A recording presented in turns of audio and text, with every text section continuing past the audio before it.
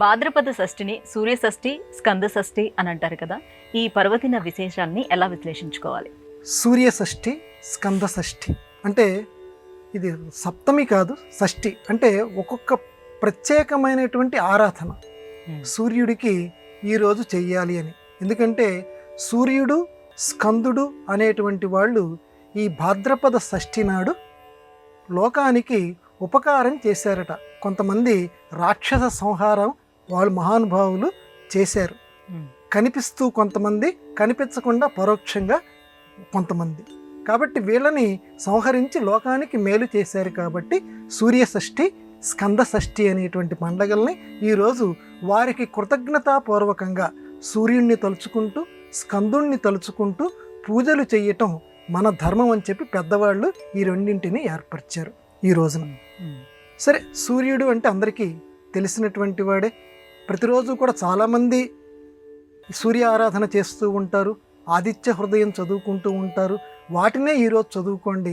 నేనంత చదువుకోలేనండి అని అంటే చక్కగా సూర్యుడి ముందు నిలబడి నమస్సవిత్రే జగదేక చక్షుషే జగత్ ప్రసూతి స్థితి నాసహేతవే త్రయీమయాయ త్రిగుణాత్మకారిణే విరించి నారాయణ శంకరాత్మనే.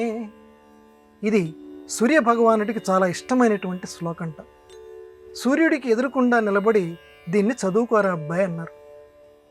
నమస్సవిత్రే, ఓ సూర్య భగవానుడా, ఈ లోకం యొక్క సృష్టికి కారణమైనటువంటి వాడా, నీకు నేను నమస్కారం చేస్తున్నాను. నువ్వు ఎటువంటి వాడివయ్యా అంటే జగదేక చక్షుషే, ఈ ప్రపంచం మొత్తానికి ఒకే ఒక్క కన్ను. అంతే కదమ్మా, మనకి రెండు కళ్ళు, ఆయనకి ఒకటే కన్ను. ఆ కన్ను, ఆ సూర్యుడు అనేటువంటి కన్ను లేకపోతే ఈ లోకం చీకటైపోతుంది. కాబట్టి నువ్వు లోకం మొత్తానికి కన్ను లాంటి వాడివి. జగత్ ప్రసూతి స్థితి నాశహేతవే, స్వామి నువ్వు ఈ లోకము యొక్క సృష్టి, స్థితి, లయము ఈ మూడింటికి నువ్వే కారణం. ఎట్లా అండి? సూర్యుడు, మనం బ్రహ్మ విష్ణు మహేశ్వరులు అనుకుంటున్నామే, మరి సూర్యుడిని తీసుకొచ్చి జగత్ ప్రసూతి స్థితి నాశకేతవే అంటే దాని కిందే పాదం చెప్తున్నాడు మహర్షి. విరించి నారాయణ శంకరాత్మనే, బ్రహ్మ, నారాయణుడు, శంకరుడు వీళ్ళ యొక్క ఆత్మగా కలిగినటువంటి నీకు మేము నమస్కారం చేస్తున్నాము. రోజు ఉదయమే పొద్దున్నే నువ్వు గనక బ్రహ్మకి నమస్కారం చేయలేదు పర్వాలేదు, నారాయణుడికి నమస్కారం చేయలేదు పర్వాలేదు, శివుడికి నమస్కారం చేయలేదు పర్వాలేదు, కానీ నిద్ర లేచిన తర్వాత నీ గది కిటికీ నుంచి కానీ ఎక్కడి నుంచో కానీ ఒక సూర్యకిరణం తొంగి తొంగి చూస్తుంటుంది. కనీసం ఆ కిటికీ రెక్కన్నా తెరు, లేకపోతే కనీసం ఆ సూర్యకిరణానికైనా నువ్వు నమస్కారం చేయి.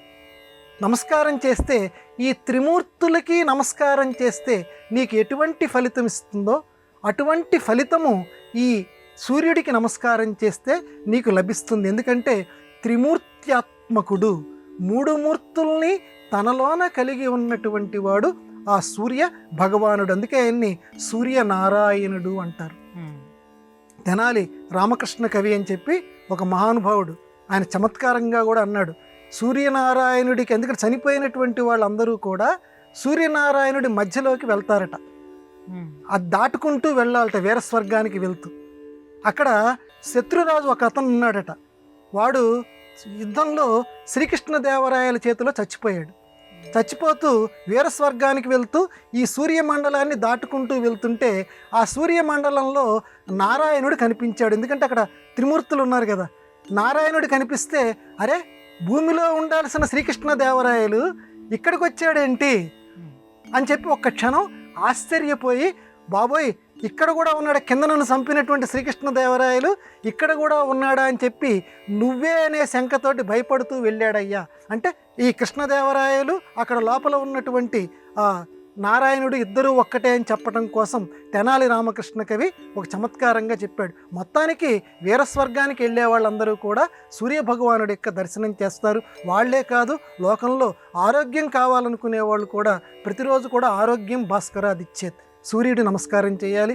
అలాగే స్కందుడు కుమారస్వామి, వినాయకుడికి సంబంధించిన సోదరుడు, ఆయనకు కూడా నమస్కారం. ఈరోజు జరుపుకుంటే మనకి చక్కటి ఫలితాలు మనకి లభిస్తాయని దీని యొక్క ఫలితాంశం.